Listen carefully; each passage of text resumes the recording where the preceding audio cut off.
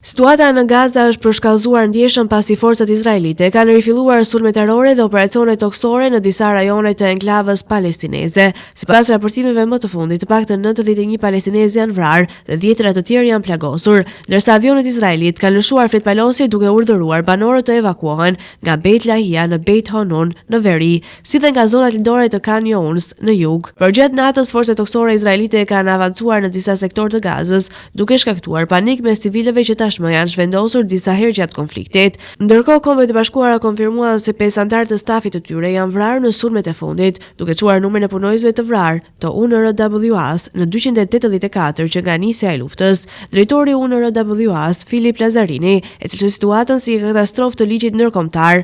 Megjithatë, autoritetet izraelite mohuan akuzat se kishin shënjestruar qëllimisht një kompleks të OKB-s.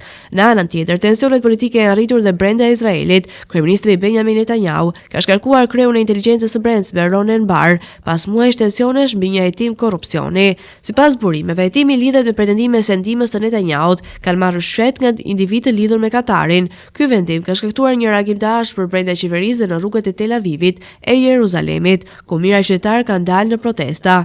Përplasjet mes protestuesve dhe forcave të sigurisë u intensifikuan afër rezistencës së Netanyahut, ku policia përdori gaz lotësiellësh për të shpërndarë turmat. Demonstruesit akuzojnë qeverinë për minimimin e institucioneve demokratike dhe përpjekje për të shmangur përgjegjësinë për keq menaxhimin e luftës.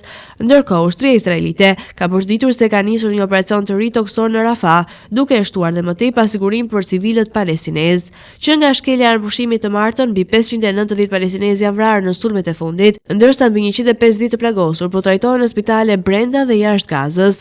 Autoritetet mjekësore palestineze kanë paralajmëruar se 10 prej të plagosurve janë në gjendje kritike. Ndërkohë, komuniteti ndërkombëtar ka shtuar thirrjet për një ndalim të menjëhershëm të luftimeve.